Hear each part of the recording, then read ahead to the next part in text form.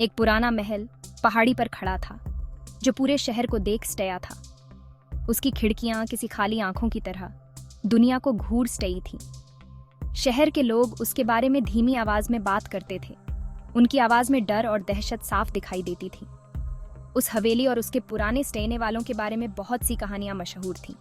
कुछ लोग कानाफूसी करते थे एक परिवार को मिले कर्ज के बारे में, तो कुछ ब्रोकने हुए प्यार के बारे में।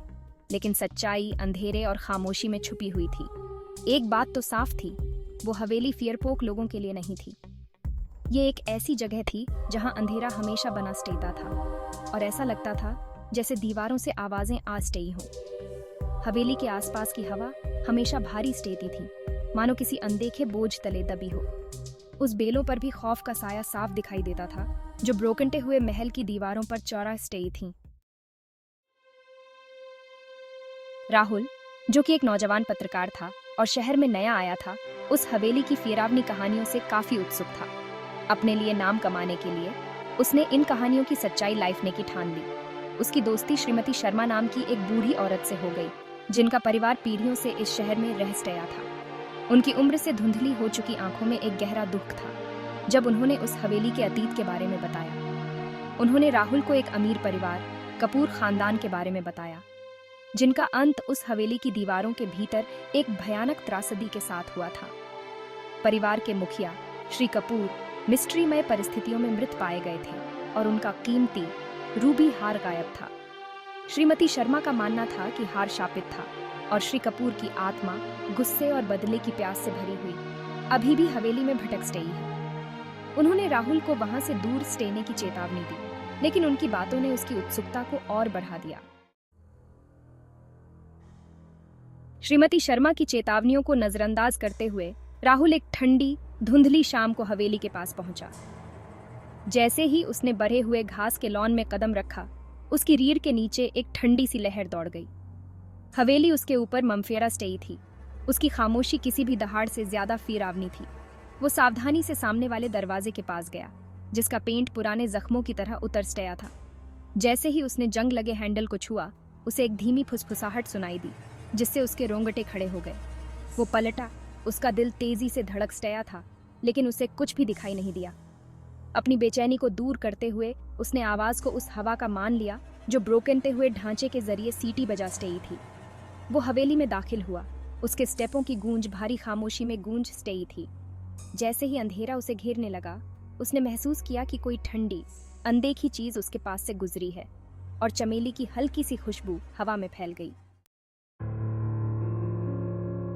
भाग 4, हार का श्राप। राहुल ने हवेली में अनगिनत रातें बिताईं, पुराने दस्तावेजों पर रिसर्च की। एक रात उसे एक शेल्फ के पीछे छिपी एक पुरानी डायरी मिली। डायरी श्रीमती कपूर की थी और उसकी खूबसूरत लिखावट ने एक भयावह तस्वीर पेश की।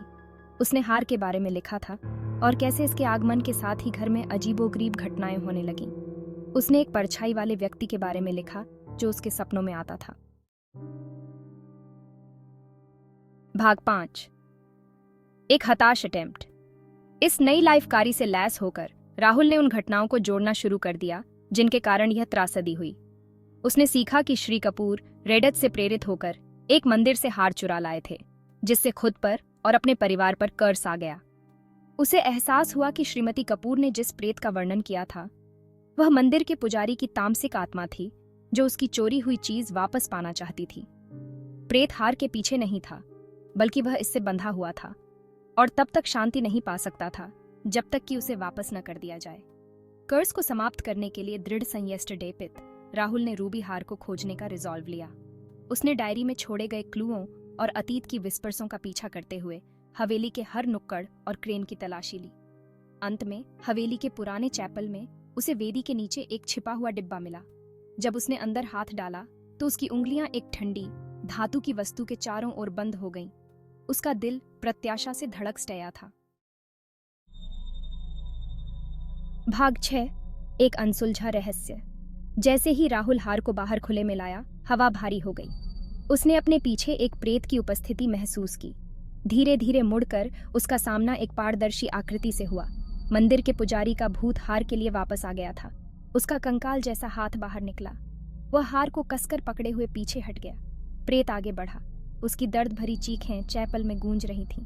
राहुल ने अपनी आंखें बंद कर लीं, लेकिन स्पर्श कभी नहीं आया। उसने अपनी आंखें खोलीं तो पाया कि चैपल खाली था। भूत चला गया था। राहुल अकेला रह गया था, रूबी हार को पकड़े हुए। सवाल बना हुआ था, क्या श्राप सचमुच टूट गया था?